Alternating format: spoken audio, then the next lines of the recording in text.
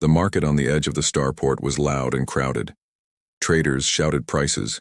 Droids rolled past with heavy boxes. Lights from many shops flashed in different colors. In the middle of this noisy chaos, a young human woman named Lyra walked slowly. She had only 60 credits in her hand. It was not much money. It was barely enough for food or rent. But Lyra was not looking for food. She was looking for a dream. She had always wanted a spaceship of her own. Not a small shuttle, not a rented cargo pod, a real ship, something that could carry her across the stars, something that would make her free. But ships were expensive. Even the smallest ones cost thousands of credits. So she searched the junk side of the market, where broken machines and forgotten relics were thrown for cheap. There, hidden between a pile of scrap metal and old engines, she saw it. It was a spaceship, though at first glance it looked more like a dead husk. The hull was covered in rust and scratches. One wing looked bent. The landing gear creaked with every gust of wind. Dust covered the glass of the cockpit. To anyone else it was nothing but garbage, a shell with no value. But to Lyra, it was beautiful. She walked closer.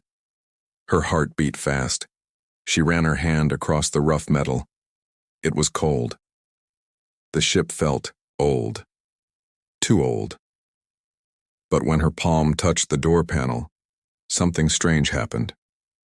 For a moment, a faint glow appeared under her fingers. Then it was gone. The seller, a fat alien with gray skin and tired eyes, laughed when he saw her interest. "You want this wreck?" he asked. "It has no engine. It has no weapon. It is just trash. But if you want, I will sell it for 60 credits. That is the price of scrap." Lyra did not think twice. She placed her credits in his hand. Her friends, who stood nearby, shook their heads. "You wasted your money." One of them said, "This thing will never fly." But Lyra smiled. "Maybe it will," she whispered. The alien seller shrugged. He did not care. He had sold something worthless. He thought the human girl was foolish. When Lyra stepped inside the ship, dust filled the air. It was dark and smelled of rust. The seats were torn. The floor had cracks. Wires hung from the ceiling. Yet there was something strange about the silence. It felt heavy, like the ship itself was waiting. She pressed a button on the control panel. Nothing happened. She tried again. Still nothing. Disappointment pulled at her chest. Maybe her friends were right. Maybe it really was just junk. But then, as she rested her hand on the pilot's seat, the ship came alive. Lights flickered across the dashboard. A low hum filled the room. The broken screen blinked with faint blue glow. Symbols, alien and unreadable, appeared for a moment before fading. Lyra gasped and pulled back her hand. The lights died again. The ship returned to silence. Her heart pounded. She was sure of what she saw.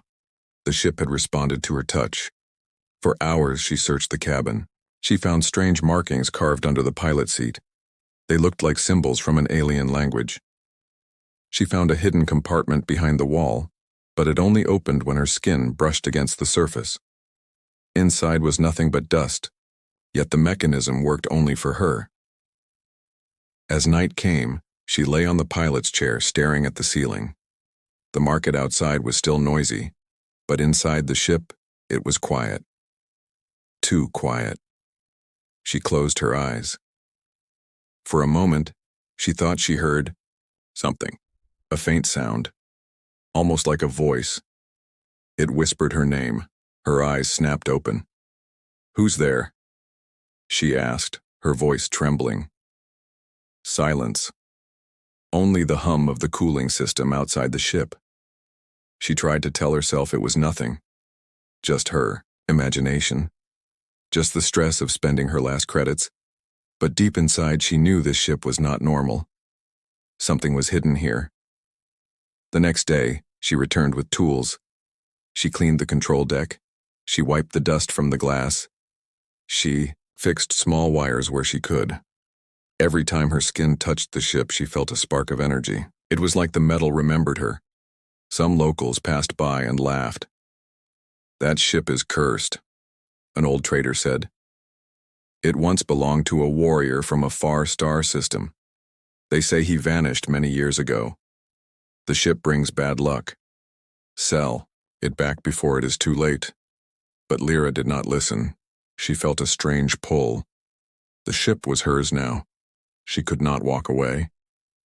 That evening, when the sun set and the stars rose above the port, she sat inside again. The panels glowed faintly without her touching them. The ship hummed low and deep like a heartbeat. She pressed her hand on the console and whispered, "Show me who you are." The lights flared brighter this time. The symbols danced faster, and then the cockpit glass displayed a star map. Not a normal map, a hidden map, filled with paths to systems she had never seen. Her mouth fell open. She did not understand it, but she felt something powerful awakening. She leaned back, breathing hard. She knew one thing for sure. She had not just bought a ship. She had bought a mystery, and this mystery was far bigger than 60 credits. Outside, the market was quiet. The sellers had closed their stalls. The sky above the port was black. But in the shadows of the far gate, a pair of golden eyes watched her. Someone else knew the ship had awakened. Someone was coming, and soon Lyra would learn the truth. The next morning, the sky above the starport was filled with low gray clouds. Ships came and went, their engines roaring across the docking fields. Traders opened their stalls and the noise of the market returned, but inside the old spaceship, silence ruled. Lyra woke on the pilot's chair. She had slept badly. Every time she closed her eyes, she felt like something moved in the dark. Sometimes she heard whispers, faint and soft, calling her name. Sometimes she saw flashes of light, symbols floating in the air, gone before she could touch them. She told herself it was only dreams, but her heart told her something else. The ship was not dead. It was alive in some strange way. She stood and began to search again. She touched every corner of the cabin. She pressed against the walls, hoping to find hidden doors. And soon she did. Behind the pilot's seat, her fingers brushed across a flat panel. The surface lit up under her touch. A thin line of light spread across the wall, forming the shape of a square. The wall hissed open, revealing a secret compartment. Inside, she found a small box. It was old, covered in dust. The lock opened the moment her skin touched it. Inside the box were crystal shards. They glowed faintly with blue light. She lifted one carefully. It felt warm, as if it carried a heartbeat. The moment she held it, the cockpit lights flickered. The ship hummed louder, almost like a song. Her eyes widened. "What are you?" she whispered, but there was no answer. Only the hum. When she stepped out of the ship to get fresh air, she noticed two merchants whispering nearby. They stared at her ship and shook their heads. "That human girl bought the cursed vessel," one said. "Foolish child," the other answered. "She does not know its history." Lyra walked over quickly. "What do you know about this ship?" she asked. The merchants looked nervous. One spat on the ground. "Stay away from it. Long ago, that ship belonged to a warrior, not from our world. A tall alien with golden eyes. He vanished, but the ship remained. Every person who tried to own it after him, dead or gone missing." The other nodded. "People say the ship chooses its master. If it does not accept you, it will destroy you." Lyra felt her chest tighten, but deep inside she was not afraid. She felt the ship had already accepted her. Still, she asked, what was the alien's name? The merchants looked around nervously, then lowered their voices. They called him Kale, a fighter from the old wars. Some say he is dead. Others say he will return for his ship. When that day comes, you should run. Lyra thanked them and walked back slowly. The words echoed in her head. He will return for his ship. That night she stayed inside the cabin again. The crystal shard still lay on the console, glowing faintly. When she touched it, the cockpit glass once again filled with symbols, This time she recognized patterns. They looked like coordinates, star systems she had never visited, places not on any map. The more she stared, the more she felt dizzy. The lights moved like water, flowing around her. Suddenly she heard it. Again, a voice, clearer than before. It whispered, "Chosen." Her eyes widened. She jumped from the chair. "Who said that? Show yourself." Silence. She picked up the shard and held it close. Her hand shook. She knew it was not her imagination. The ship had spoken. She pressed her hand against the control panel again. The ship's hum deepened, like a great beast breathing in sleep. More lights came alive. This time, a new part of the ship unlocked. A hidden passage opened on the floor leading down. Her heart raced. She climbed down slowly using the ladder. The air below smelled ancient, like stone and dust, not like metal. The walls glowed faintly with blue veins of energy. At the end of the passage, she found a chamber. Inside the chamber was a chair. Not a normal chair, but something like a throne. It was built for someone taller than a human, wider, stronger. Alien symbols covered its surface. At the center was a round crystal socket, empty. Her mind raced. She understood. The shard she found above was part of this throne. It belonged here. She climbed back up quickly, grabbed the shard, and returned. When she placed it inside the socket, the whole chamber shook. Lights burst across the walls, the throne glowed. The hum of the ship became a roar. Lyra fell to her knees, covering her ears. Her heart pounded. For a moment she saw an image, a tall figure with golden eyes standing inside the chamber staring at her. Then the image vanished. The ship went silent again. Only the shard glowed, pulsing like a heartbeat. When she returned to the surface, she stood outside the ship, staring at the starport lights. The night was cold. Wind blew dust across the docking bay. She hugged her, arms around herself. She felt it. She was not alone. Someone was watching her. Slowly she turned her head. In the far shadows of the gate, she saw a tall shape. The same golden eyes from her vision glowed faintly in the dark. Her breath caught in her throat. Her body froze. The figure stepped back into the shadows and disappeared. Lyra's heart raced faster than ever. The old merchants were right. The alien owner was not dead. He was here. He was watching, and he wanted his ship back. The night air around the starport was heavy. Cold winds blew dust across the empty docking fields. Most traders had gone home, and only a few lights flickered in the distance. Inside her ship, Lyra sat in silence. She could not forget what she saw. The glowing eyes in the shadows haunted her mind. She tried to convince herself it was only a dream. But deep inside, she knew it was real. The alien owner had returned. The next day, she avoided the market. She stayed inside the ship, cleaning the panels and checking wires. But her mind was restless. Every time she touched the controls, the ship answered her. Lights flickered, screens glowed with strange symbols. It was as if the ship was alive, waiting for her command. When evening came, she heard footsteps outside. Heavy. Slow. They stopped right at the door. Lyra froze. Her hand reached for the tool lying beside her. The footsteps were too heavy for a trader, too steady for a drunk. Her heart raced. She held her breath. Then the door opened.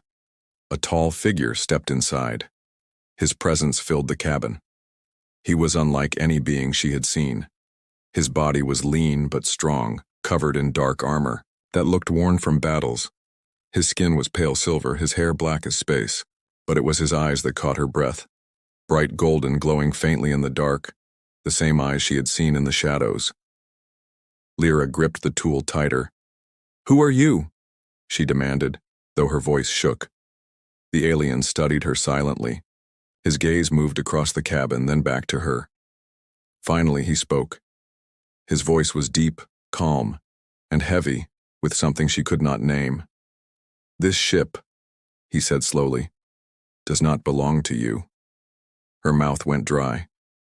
"I paid for it," 60 credits. It's mine now. The alien's lips curved into something between a smile and a frown. 60 credits, he repeated, as if the words were a joke. Do you know what you bought? It's an old ship, Lyra said quickly.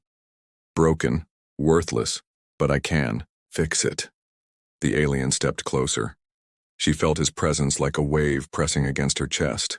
He leaned slightly forward, his golden eyes burning into hers. No, he said firmly. It is not worthless. It is alive, and it has chosen you. Her grip on the tool loosened. Confusion filled her. Chosen me, she whispered. The alien touched the control panel with his long silver fingers. Nothing happened. The light stayed dead. He pressed again, harder. Still nothing. His eyes narrowed. Then he motioned for her to try. Hesitant, she placed her hand on the same spot. Instantly, the lights flickered to life. The console glowed. The hum of the ship filled the air. The alien pulled his hand back slowly, his golden eyes widening. He whispered something in his own language, sharp and strange. Then in her tongue he said, Impossible. Even I could not wake it. And yet, it answers to you. Lyra's knees felt weak. She sat on the pilot's chair. Why? What is this ship? The alien looked around the cabin as if remembering ghosts. His voice lowered. This ship is not a machine. It is a relic of my people. Built in the old wars. It carries a soul core. Only one who is chosen can command it. For years I searched. For years it stayed silent. But now, it has awakened. For you. Silence filled the cabin. Lyra stared at him, struggling to believe his words. A soul core? A living ship? It sounded like legend. Yet the evidence glowed right before her eyes. She swallowed hard. If it was yours, why did it not answer you? Pain flickered in his golden eyes. He did not answer right away. Instead, he turned and walked to the hidden hatch that led down to the throne chamber. Lyra followed him cautiously. When they reached the glowing chair, he stopped and placed his hand on the crystal socket. Nothing happened. The shard remained dark. Then Lyra stepped closer. As soon as her fingers brushed the crystal, light spread through the chamber. The walls glowed. The shard pulsed like a heart. The alien turned to her, his face unreadable. It accepts you, he said finally. Not me, not anyone else. Only you. For the first time, Lyra saw something human in his expression. A mix of wonder, anger, and loss. She asked quietly, What do you want from me? He looked at her for a long moment before answering. My name is Kale. This was my ship, my partner in battle. Together we fought across 100 systems. But when the war ended, I lost everything. Even the bond with this ship was broken. I left it behind, believing it dead, and now I find it alive again, with you as its master. Lyra's mind spun. She had wanted freedom. She had wanted adventure. But now she was standing in front of a living relic, and its true owner, a warrior from the old wars, was staring at her. She whispered, What happens now? Kale's golden eyes hardened.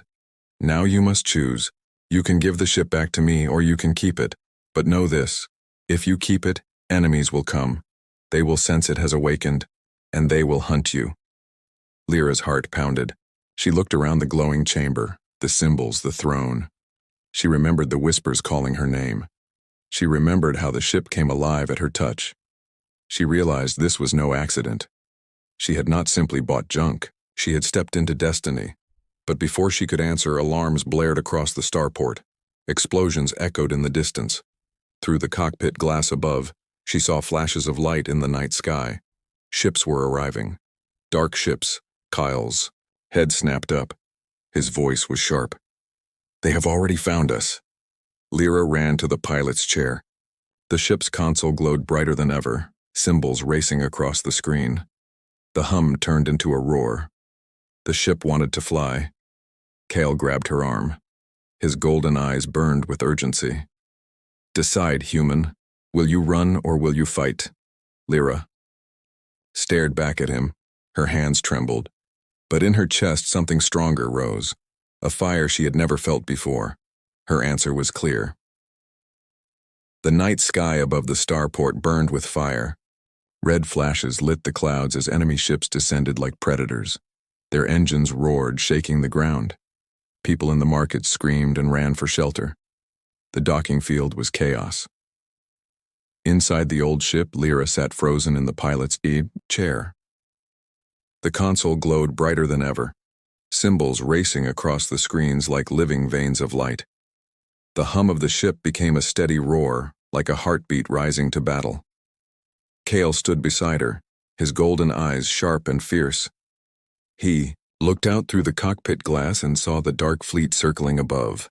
"They have come sooner than I feared," he said in a low voice. Lyra swallowed hard. "Who are they?" Cale's jaw tightened. "Hunters. Remnants of the old war. They seek the soul core. They will not stop until they claim it." Her hands trembled over the controls. "Then what do we do?" Kyle turned to her, his expression hard. "The ship has chosen you. Only you can command it now. If you run, they will chase you forever. If you fight, you may awaken its full power. But you must decide now." Lyra stared at the glowing console. She had never flown anything bigger than a shuttle. She had no training. Yet when she touched the ship, it felt natural, like an extension of her own body. Her heart raced. "Show me," she whispered to the ship. The console answered. Panels shifted, revealing new controls that had been hidden before. The seat adjusted around her, fitting perfectly to her frame. Symbols danced across the glass, translating themselves into simple commands. Cale's eyes widened. "It is unlocking for you." Before Lyra could respond, the first blast hit the ground outside. The starport shook. Fire erupted from the docks. Civilians scattered like insects. Enemy ships descended lower, black and sharp, their weapons glowing with deadly light. The ship vibrated under her touch. It wanted to rise. Lyra gripped the controls. "Hold on," she said. The engines roared to life. Dust and fire swirled around as the old ship lifted from the ground. Traders and civilians stopped and stared in shock. The ship that had been nothing, but junk now burned with blue light, rising like a beast reborn. Cale braced himself. His eyes glowed with pride and sorrow. "Yes," he whispered, "the soul awakens." The enemy ships turned their weapons toward her. Red beams shot across the sky. Lyra flinched, but the ship moved on its own, twisting through the air, dodging the blasts with impossible speed. She gasped. "It's flying itself." Cale shook his head. "No, it is flying with you. You think, and it moves." Her heart pounded as she pushed forward. The ship soared higher, breaking through the smoke. Enemy fighters swarmed around her like vultures. The console glowed again, symbols flashing like warnings. One symbol pulsed brighter than the rest. Lyra reached for it. Instinctively, the ship answered. Panels opened on the wings. Energy crackled like lightning. In an instant, beams of pure blue fire shot outward, striking two enemy ships. They exploded in bursts of flame and metal. Lyra's eyes widened. "Weapons! It has weapons!" Cale's voice was steady. "Not just weapons. This ship is a warship, hidden for centuries. Its power is beyond anything you can imagine." The enemy fleet pulled back slightly, regrouping. More ships appeared on the horizon. Lyra's confidence trembled. There were too many. She turned to Kyle. "We can't fight them all." Kyle looked at her with sharp eyes. "Then you must learn the truth. The soul core is not only power, it is memory. This ship holds knowledge of my people, knowledge that can change the galaxy. And it has given itself to you." Her breath caught. "Why me? I'm no warrior. I'm no hero." Kyle stepped closer, his golden eyes locked with hers. "The ship does not choose by chance, it chooses by heart. Somewhere inside you, it saw what even you do not know yet. And now, it is too late to turn back." Lyra's mind spun. Just days ago, she was a poor girl with 60 credits and a dream. Now she was the captain of a living warship, hunted by fleets, guided by a mysterious alien warrior. The ship shook again as more blasts hit its shields. Sparks rained across the cabin. Lyra gripped the controls, her face set with new determination. "No," she whispered. "I won't run. Not anymore." The ship responded with a roar. Energy surged across the wings. Shields flared brighter, blocking enemy fire. The soul core pulsed in rhythm with her heartbeat. She felt connected, as if the ship's blood ran through her veins.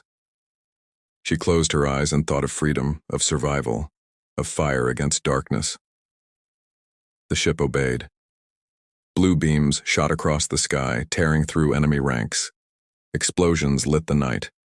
Civilians below cheered as the broken junk ship destroyed the attackers. But Kale's face was not relieved. His jaw was tense. His eyes narrowed. "They will not stop," he said quietly.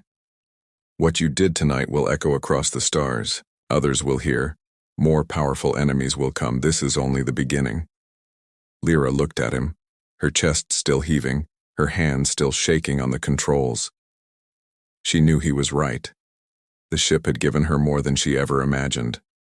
But it had also painted a target on her back. When the last enemy ship fell burning into the desert, silence returned to the sky. The ship hovered above the starport, glowing with victory. Lyra leaned back, exhausted, her hair damp with sweat. The ship hummed softly, almost like it was proud of her. Kale stood tall, his armor scorched from sparks. He looked at her for a long time before speaking. "You have awakened it. You are its captain now, and the galaxy will change because of it." Lyra met his golden eyes. For the first time, she saw not just a warrior, but someone who carried deep loss and hope. She whispered, "Then teach me. If this ship is alive, if it holds power and memory, I want to learn. I want to know everything." Kale nodded slowly. "Very well. But remember this, human. Knowledge is heavier than war. The secret this ship carries is more dangerous than its weapons. Once you see it, there is no going back." Outside, the crowd cheered the strange ship that had saved them. But above the horizon, in the endless black of space, more shadows moved. Armies that had waited centuries now felt the pulse of the soul core. They were coming. The fire in the sky faded, but silence did not bring peace. Smoke drifted across the starport. Traders stepped out from hiding, pointing to the old ship that had fought like a beast of war. Children stared with wide eyes. Old men whispered ancient prayers. Everyone knew they had witnessed something impossible. Inside the cockpit, Lyra leaned forward, her hand still gripping the glowing controls. Her body trembled from exhaustion, yet her heart was burning with something stronger than fear. Purpose. Kyle stood beside her, silent. His golden eyes watched the sky where the last enemy ship had fallen. He did not smile. He did not relax. He knew this was not victory. It was only the first strike in a war that would follow. Lyra turned her face toward him. "You said this ship carries memory. What did you mean?" Kyle's gaze lingered on the crystal shard in the throne chamber. "This ship holds the last record of my people, a civilization that once ruled the stars. We built the soul cores to guide us, to give us strength, but greed and war destroyed everything. I lost my comrades. I lost my world. And now, I see the soul has chosen you, a human, to carry what remains." Her chest tightened. "Why me? I was nobody. I had nothing." Kale stepped closer. His voice was calm, almost gentle. "Perhaps that is why. The soul does not choose by blood or power. It chooses by heart. And in you, it found something worth saving." Lyra's eyes lowered to the console. She remembered the day she had bought the ship, how people laughed at her, how she had felt foolish. Now she understood. 60 credits had bought her not junk, but destiny. Before she could speak, the ship trembled. A pulse of energy flowed through its walls, echoing like a heartbeat. The cockpit glass lit with a projection, a map of the galaxy. Stars shone bright, paths glowing like veins. and deep within, a dark cluster pulsed with red light. Kyle's expression hardened. They know. The awakening has called them. Armies far greater than tonight's hunters are coming. Entire fleets will rise against you. Lyra's throat went dry. She stared at the red cluster. If I give the ship to you, so will they stop? Kyle shook his head slowly. No, it is too late. They felt your bond. They will come for you, not me. You cannot return this destiny. Her chest tightened, but she did not flinch. For the first time in her life, she felt no chains, no poverty, no limits. Only responsibility. She whispered, "Then we fight." The ship roared in response, as if it had been waiting for those words. Panels opened across the wings. Energy surged through its frame. Symbols glowed brighter. The soul core pulsed faster, syncing with her heartbeat. Kale placed his hand on her shoulder. If you truly choose this path, then I will stand with you. But know this, Lyra, the galaxy will change. You will not only be hunted, you will also be followed. Many will see you as a savior. Others will see you as a threat. She met his golden eyes. I never asked for this, but I won't run. Not anymore. For the first time, Kale's stern face softened. Then you are ready. The ship lowered, back onto the starport floor. Civilians surrounded it, cheering and crying.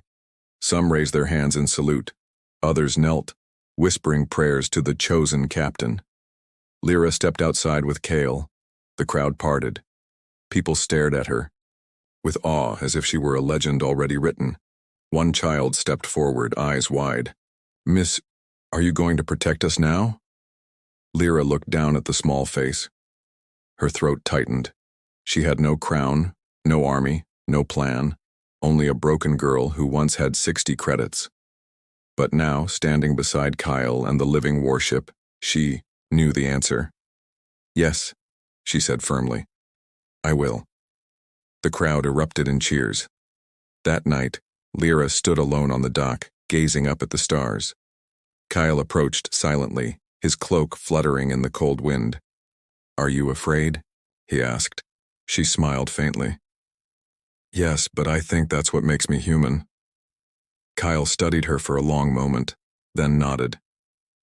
Good. Fear keeps you alive. Courage makes you stronger. You will need both. They turned their eyes to the horizon. In the distance beyond the edge of sight, shadows were already moving. Fleets preparing, empires stirring. Lyra whispered, Let them come. The ship pulsed behind her, alive, awake, and ready. What began as a foolish purchase in a noisy market had become the spark of something far greater. The galaxy would never be the same again. And Lyra, once a poor girl with nothing, was now the chosen captain of a living warship, standing at the edge of a destiny that would shape the stars.